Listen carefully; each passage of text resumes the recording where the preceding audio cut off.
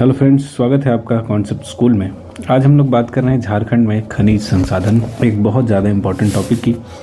और इस टॉपिक से आप जानते हैं कि बहुत ज़्यादा क्वेश्चंस पूछे जाते हैं, मतलब 2-3 क्वेश्चन तो पूछे ही जाते हैं। अगर आप झारखंड सेक्शन से देखेंगे तो इससे ज़्यादा भी कभी कभी क्वेश्चन पूछ लिए जाते हैं। और अगर आपने पहले एग्ज़ाम्स दिए होंगे तो वहाँ पर भी आपको देखा होगा कि यहाँ से इस टॉपिक से क्वेश्चन रहता है। तो यहाँ पे हम लोग इस टॉपिक को देखेंगे मैप के माध्यम से, और अगर वीडियो थोड़ा सा लंबा हो सकता है इस वजह से इसको हम लोग 2 पार्ट में देखने का प्रयास करेंगे। उससे क्या होगा कि आपको याद रखने में भी आसानी होगी और रिवीजन करने में भी। तो इसको हम लोग 2 हिस्सों में बांट कर देखेंगे, यानी एक पार्ट में हम लोग कुछ महत्वपूर्ण को देखेंगे, फिर सेकंड में भी उससे जो ज़्यादा महत्वपूर्ण है या सिमिलर महत्वपूर्ण है उसको भी देखेंगे। तो उम्मीद करते हैं कि ये वीडियो भी आपको पसंद आएगा, और वीडियो अगर पसंद आए तो लाइक कर लीजिएगा, इसके अलावा शेयर भी कीजिएगा, चैनल को सब्सक्राइब कर लीजिएगा अगर नए हैं तो चलिए स्टार्ट करते हैं। देखिए, अगर झारखंड में हम लोग खनिज संसाधन की बात करें तो आपको पता होगा कि पूरे भारत में जो खनिज संसाधन की दृष्टि से कुछ महत्वपूर्ण राज्य हैं उनमें झारखंड का नाम भी काफ़ी ऊपर आता है। ठीक है, तो झारखंड का नाम इन खनिज संसाधित राज्यों में काफ़ी ऊपर आता है। इसके अलावा आप जानते हैं कि यहाँ पे हर एक प्रकार का खनिज पाया जाता है। ठीक है, इसी वजह से आप देखेंगे कि भारत का जो छोटा नागपुर क्षेत्र है इसकी तुलना हम लोग कहाँ से करते हैं, तो इसको जर्मनी की रूर घाटी से किया जाता है। ठीक है, तो इसी को क्या कहा जाता है, भारत का रूर प्रदेश। यानी छोटा नागपुर को जब आप देखेंगे तो क्या कहा जाता है, तो इसको कहा जाता है भारत का रूर प्रदेश। तो ये जो रूर है, ये रूर क्या है, तो ये रूर जो है एक पठार है। ठीक है, ये क्या है, ये रूर, तो ये एक पठार है। और ये पठार कहाँ पर है, तो ये जर्मनी में है, और यहाँ पर खनिज संसाधन की भरपूर मात्रा पाई जाती है। इसी वजह से हम लोग क्या देखते हैं कि जो छोटा नागपुर पठार है इसको क्या कह देते हैं, तो रूर प्रदेश कहा जाता है। तो ये फैक्ट याद रखिएगा, कई बार पूछा गया है। इसके अलावा ये भी पूछा जा सकता है कि रूर प्रदेश कहा जाता है, ये रूर प्रदेश कहाँ स्थित है, तो आपको ध्यान रखना है कि ये जर्मनी में है। इसके अलावा हम लोग आगे बात करें तो इंडियन ब्यूरो ऑफ माइंस है, इसके रिपोर्ट के हिसाब से अगर देखेंगे तो आपको पता लगेगा कि झारखंड का जो पठारी रीजन है यहीं पर सबसे ज़्यादा खनिज की मात्रा पाई जाती है। यानी जो पठारी हिस्सा है झारखंड का, इस पठारी हिस्से में करीब 35% जो खनिज है वो संचित है या भंडारित है, आप कह सकते हैं। इसके अलावा अगर पूरे भारत के हिसाब से देखें तो पूरे भारत में उत्पादन की दृष्टि से आप देखेंगे कि झारखंड का 40% योगदान जो है रहता है, और ये सर्वाधिक ज़्यादा योगदानों में माना जाता है। ठीक है, तो इसको आपको ध्यान रखना है। इसके अलावा झारखंड क्षेत्र से देखें तो पाइराइट जो है, पाइराइट का भारत में जो हिस्सा है वो 95% पाइराइट यहीं से आता है। इसके अलावा 58% जो है ये अब्रक यहीं से जाता है। ठीक है, भारत में अगर देखें तो कुल उत्पादन का 58% अब्रक यहाँ से मिलता है। ठीक है, हालांकि ये डेटा थोड़ा सा चेंज हो गया है, अब इसमें आंध्रा आगे निकल गया है, तो थोड़ा सा ध्यान रखिएगा, ये अब्रक में आंध्रा हो गया है। लेकिन अभी भी अगर भंडारण की दृष्टि से देखा जाए तो भंडारण में आपको अब्रक में झारखंड ही दिखाई देगा, लेकिन अभी उत्पादन में आंध्रा 1 नंबर पे आ गया है, तो इसको ध्यान रखिएगा। तो थोड़ा सा कुछ डेटा चेंज हुआ है, बाकी सारा सेम ही है। यानी जितने भी प्रमुख अयस्क हैं उनमें या जो खनिज संसाधन है उनमें झारखंड का आप देखेंगे उत्पादन की दृष्टि से जो योगदान है वो काफ़ी ज़्यादा है। इस वजह से झारखंड को क्या कह दिया जाता है, रूर प्रदेश कह दिया जाता है, खनिजों का राज्य कह दिया जाता है। ठीक है, तो ये पॉइंट आपको ध्यान रखना है। अब हम लोग आगे चलते हैं और समझते हैं कुछ खनिजों के बारे में। जैसे सबसे पहले हम लोग लौह अयस्क को जानने का प्रयास करेंगे। अब देखिए, लौह अयस्क जो है ये कहाँ पाया जाता है, ये जानना ज़्यादा ज़रूरी हो जाता है। तो लौह अयस्क की अगर हम जब बात करेंगे तो ये आपको मिलेगा इस क्षेत्र में ज़्यादा मात्रा में।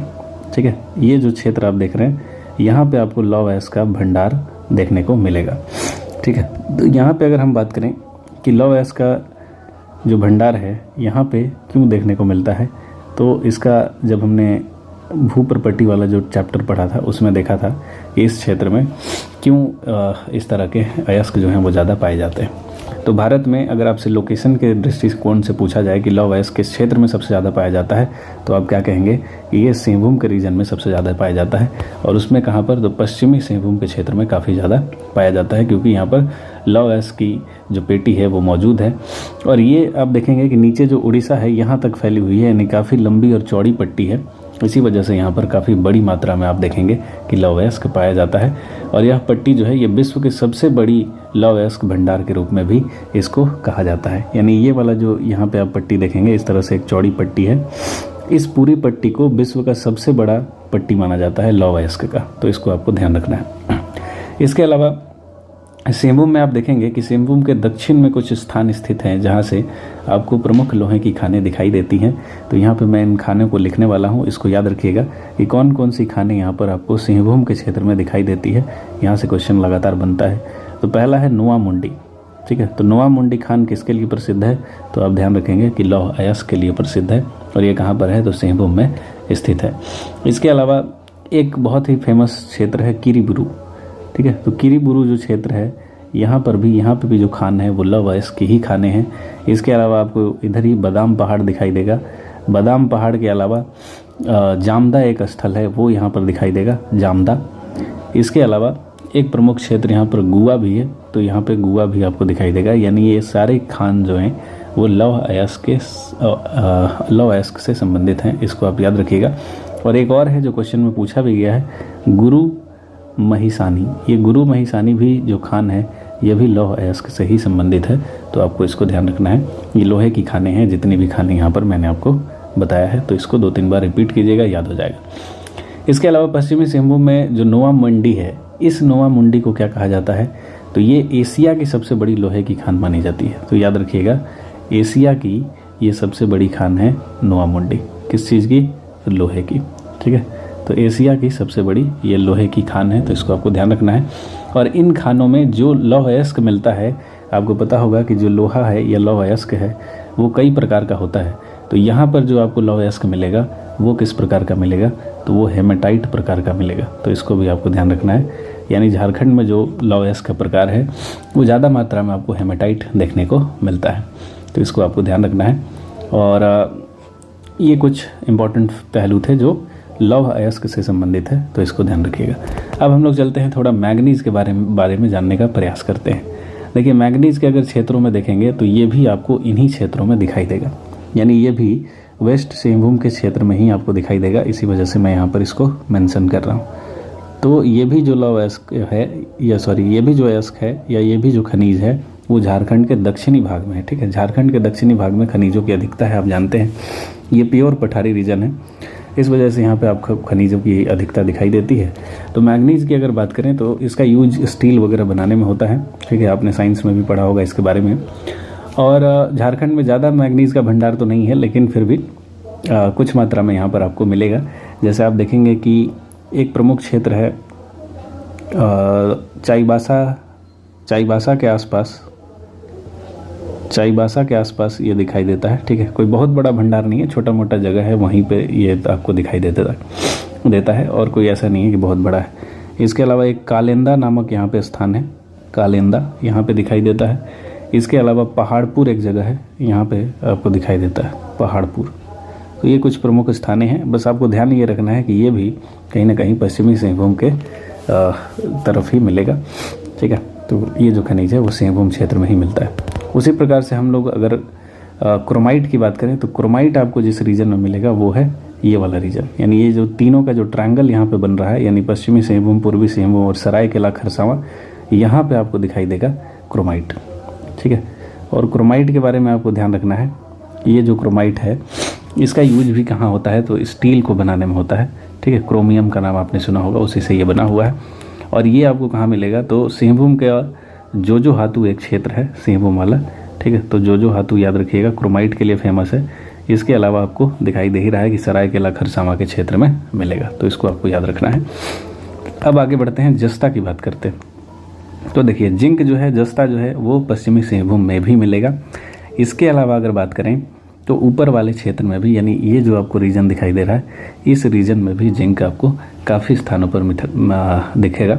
यानी संथाल परगना से लेकर पलामू तक इधर आपको जिंक का विस्तार दिखाई देगा, ठीक है। तो ध्यान रखिएगा। इसके अलावा ये जो सिंहभूम वाला रीजन है, यहाँ पे भी जिंक आपको दिखाई देगा। यानी इस रीजन में आपको मैक्सिमम खनिज दिखाई देगा, लगभग सारा खनिज आपको इस क्षेत्र में दिखाई देगा। इस क्षेत्र में कम खनिज है जिसमें से जिंक आपको दिखाई दे रहा है। ये पूरे संथाल परगना से लेकर पलामू तक के क्षेत्र में आप देख रहे हैं, हजारीबाग होते हुए यहाँ पे जिंक है। इसके अलावा टीन की बात करें तो टीन जो है, देखिए इस रीजन में ज़्यादा मात्रा में, यानी हजारीबाग और रांची के बीच का जो रीजन है, यहाँ पे आपको काफ़ी मात्रा में टीन दिखाई देता है, ठीक है। तो टीन के यूज के बारे में आप जानते ही होंगे, इसलिए यहाँ पर हम लोग ज़्यादा चर्चा नहीं कर रहे हैं। तो यहाँ पे आपको याद रखना है कि टीन कहाँ पर दिखाई देगा। उसी तरह से हम लोग अगर तांबा की बात करें तो तांबा की यूज बहुत सारा है। आप जानते हैं कि इसका यूज जो है बहुत सारे बर्तन बनाने में, बिजली के उपकरण बनाने में होता है। तो अगर इसमें हम लोग तांबा की बात करें तो देखिए सिंहभूम के क्षेत्र में आपको सबसे ज़्यादा मात्रा में तांबा मिलेगा। इसके अलावा जिंक के साथ साथ यहाँ पे इस क्षेत्र में भी आपको तांबा मिलेगा। यानी ये जो पूरा संथाल परगना वाला रीजन है यहाँ पे तो मिलेगा ही, इसके अलावा इधर नीचे भी आपको दिखाई देगा। तो यहाँ पे थोड़ा सा हम लोग तांबा की बात कर लेते हैं। तो देखिए यहाँ पे ये मैंने लिखा तांबा, और तांबा से संबंधित कुछ खानों की बात करें अगर तो ये आपको कहाँ कहाँ दिखाई देगा, तो याद रखिएगा मोसाबानी। मोसाबानी जो खान है ये तांबा के लिए फेमस है। क्वेश्चन बना हुआ है, कई बार बना हुआ, ठीक है। तो मोसाबानी है। इसके अलावा धोबनी है, धोबनी या धोबानी, तो याद रखिएगा धोबनी या फिर धोबानी, ये भी तांबा के लिए फेमस है। इसके अलावा घाटशिला, घाटशिला का नाम आपने जैसे सुना ही होगा, तो घाटशिला भी तांबा के लिए काफ़ी फेमस है। इसके अलावा पत्थरगोड़ा एक स्थान है, ये भी काफ़ी फेमस है। तो इस तरह से ये 4 प्रमुख स्थान हैं जो तांबा के लिए, खाने हैं जो तांबा के लिए फेमस है। तो याद रखिएगा मोसाबानी, धोबानी, घाटशिला, पत्थरगोड़ा, इतना ही आपको याद रखना है। इसके अलावा अगर हम लोग आगे बात करें तो बॉक्साइट की तरफ चलते हैं, और बॉक्साइट के बारे में आपको पता होगा कि ये एल्यूमिनियम का एक प्रमुख अयस्क है, और ये जो है आपको जिस क्षेत्र में मिलेगा उसकी अगर हम लोग बात करें तो ये आपको राजमहल पहाड़ी के क्षेत्र में इधर भी दिखेगा, ठीक है। बॉक्साइट ये हमने जब मिट्टी वाला देखा था वहाँ पर भी हमने बात किया था कि ये बॉक्साइट का मात्रा राजमहल के क्षेत्र में भी आपको दिखाई देगा। इसके अलावा रांची के पठार में, लोहरदग्गा में, यानी ये वाला जो क्षेत्र है जहाँ पे मैंने टीन दिखाया, तो इस क्षेत्र में आपको बॉक्साइट भी दिखाई देगा, ठीक है। तो याद रखिएगा बॉक्साइट का क्षेत्र किधर है, फैलाव किधर है, इसको आपको ध्यान रखना है। और एल्यूमिनियम का अयस्क है, ये आप जानते हैं। और यहाँ पर यानी झारखंड में उच्च कोटि का बॉक्साइट आपको दिखाई देगा। तो बॉक्साइट कहाँ कहाँ पर मिला, तो एक तो आपको ध्यान रखना है कि राजमहल के क्षेत्र में बॉक्साइट है, और दूसरा आपको ध्यान रखना है कि ये जो रांची का पठार वाला क्षेत्र है ये क्या है, तो ये रांची का पठार है। तो रांची के पठार वाले क्षेत्र में भी आपको बॉक्साइट देखने को मिलेगा। इसके अलावा हम लोग बात करते हैं टंगस्टन की। तो टंगस्टन के बारे में आप जानते हैं कि इसका गलनांक काफ़ी उच्च होता है, और बल्ब वगैरह के जो फिलामेंट होते हैं उसके बनाने में इसका यूज किया जाता है। इसके अलावा बिजली के कई उपकरण बनाने में इसका यूज होता है। तो ये आपको टंगस्टन ज़्यादातर कहाँ मिलेगा, तो टंगस्टन मिलेगा, कलर इसका चेंज करते हैं, देखिए टंगस्टन मिलेगा इस क्षेत्र में, हजारीबाग में, ठीक है। तो याद रखिएगा ये टंगस्टन जो है कहाँ पर मिलेगा, तो ये हजारीबाग के क्षेत्र में आपको ज़्यादा मात्रा में दिखाई देगा। इसके अलावा अब आगे चलते हैं। आगे आप वैनेडियम की अगर बात करें तो ये सिंहभूम में ही आपको वैनेडियम भी दिखाई देगा, ठीक है। तो सिंहभूम में चलते हैं। सिंहभूम में मैंने आपको पहले ही बताया है कि मैक्सिमम खनिज यहाँ पर दिखाई देंगे आपको, तो उसी में एक वैनेडियम नामक खनिज है, ये भी आपको सिंहभूम में दिखाई देगा। और वैनेडियम खनिज के लिए 2 खाने यहाँ पर काफ़ी फेमस हैं, और एक है दुलपारा और एक है दुबला वेटन। तो इसको थोड़ा सा आप ध्यान रख सकते हैं, ठीक है। दुलपारा और एक है दुबला वेटन, तो ये 2 प्रमुख स्थाने हैं या खाने हैं जहाँ पर आपको मिल जाएगा वैनेडियम, और ये कहाँ पर है, तो ये सिंहभूम के क्षेत्र में। उसी तरह से हम लोग सोना की बात करते हैं। तो देखिए सोना के बारे में आप जानते ही होंगे कि स्वर्ण रेखा नदी का जो क्षेत्र है वो सोना के लिए काफ़ी ज़्यादा फेमस है। तो स्वर्ण रेखा नदी जो है अब इधर से निकलती है इस तरह से, और इस क्षेत्र से होते हुए बहती है और फिर आगे बढ़ जाती है, ये आप जानते हैं। यहाँ से ऐसे उड़ीसा की तरफ बहती है, ठीक है। तो ये नदी इस तरह से बहती है। तो स्वर्ण रेखा जो नदी का क्षेत्र है ये आपको सोना के लिए काफ़ी ज़्यादा फेमस है, ये आप हमेशा पढ़ते आ रहे हैं, ठीक है। इसके लिए हिस्ट्री में भी आप देखते हैं कि किस तरह से जहांगीर जो है इस क्षेत्र पर कब्जा करना चाहता है। क्यों? क्योंकि इस नदी क्षेत्र से सोना काफ़ी भारी मात्रा में प्राप्त होता है। तो स्वर्ण रेखा नदी में आपको सोना दिखाई देगा। इसके अलावा सोना की बात करें तो छोटा नागपुर पठारों में भी कुछ मात्रा में आपको नज़र आएगा। हालांकि आप जानते हैं कि ये नदी भी उसी पठार से निकलती हुई आगे की तरफ बढ़ती है। तो इसके अलावा पलामू नदी घाटी में भी आपको कुछ मात्रा में, यानी इस क्षेत्र में जो सोन नदी बहती है, इस तरह से सोन नदी बहती हुई जाती है, आप जानते हैं। तो ये जो सोन नदी घाटी है इधर भी आपको क्या मिलेगा, सोना मिलेगा, ठीक है। तो 2 नदी घाटियाँ हो गई, एक तो स्वर्ण रेखा हो गई, दूसरी सोन नदी घाटी है, यहाँ पे भी आपको गोल्ड मिलेगा, सोना मिलेगा। तो 2 स्थान मैंने आपको बता दिया। इसके अलावा आगे बढ़ें तो जो यहाँ पे दामोदर नदी जो क्रॉस कर रही है, यहाँ पे जिस तरह से ये दामोदर नदी घाटी है, यहाँ पर भी कोयला के साथ साथ कुछ मात्रा में आपको सोना दिखाई देगा, ठीक है। दामोदर घाटी, तो यहाँ पे भी हमने क्या देखा? गोल्ड को देखा, सोना को देखा। तो सोना आपको तीनों नदी घाटी क्षेत्रों में, जो प्रमुख नदी घाटियाँ हैं, यहाँ पे आपको दिखाई दे रहा है, यानी सोन नदी में, स्वर्ण रेखा में और दामोदर घाटी में। ठीक है। इसके अलावा अगर बात करें तो यहाँ पर जो हिंदुस्तान कॉपर लिमिटेड है, ये कुछ काम कर रहा है, यानी इसी के ज़रिए यहाँ पर सोना का उत्पादन हो रहा है। ठीक है। यानी बहुत ज़्यादा मात्रा में अब तो नहीं निकलता है, लेकिन हिंदुस्तान कॉपर लिमिटेड के माध्यम से इसको निकाला जाता है। उसी प्रकार अगर हम लोग चांदी की बात करें कि चांदी कहाँ मिलेगी, तो चांदी अगर आपसे पूछा जाए कहाँ मिलेगा, तो मैंने आपको पहले ही बताया कि आपको सिंहभूम तो देखना ही है कि ऑप्शन में है या नहीं है। ठीक है। सिंहभूम में ज़्यादा चांसेज है, क्योंकि मैक्सिमम खनिज यहाँ पर मिलता है। इसके अलावा अगर चांदी के बारे में बात करें तो आपको अन्य क्षेत्रों में भी दिखाई देगा, यानी ये जो जिंक तांबा हमने देखा, इस क्षेत्र में आपको चांदी भी दिखाई देगा। यानी संथाल परगना का रीजन हो, हजारी, इसी में हजारीबाग रीजन हो, और पलामू तक ये जो फैला हुआ रीजन मैंने आपको दिखाया है, यहाँ पर आपको चांदी भी दिखाई देता है। तो इस तरह से मैंने आपको जो बताया होगा, एक इमेज बना होगा, आपको समझ में आया होगा किस क्षेत्र में। ठीक है। अब देखिए, इतना बनाने के बाद थोड़ा मैप गंदा हो जाता है, तो आप चाहें तो अगर स्क्रीनशॉट अगर आपकी मर्ज़ी है तो ले सकते हैं। हालांकि अगर आप समझ गए होंगे तो आपको ज़्यादा परेशानी नहीं होगी। अगर वीडियो पसंद आया हो तो वीडियो को लाइक कीजिएगा। इस वीडियो में हम लोग इतना ही बात करेंगे। इसके अलावा एक वीडियो और आएगा जिसमें हम लोग और जो बचे खनिज हैं उनके ऊपर डिस्कस करेंगे, इसी तरह डिस्कस करेंगे मैप के माध्यम से, ताकि आपको लंबे समय तक याद रहे। मिलते हैं अगले वीडियो में। Thank you so much.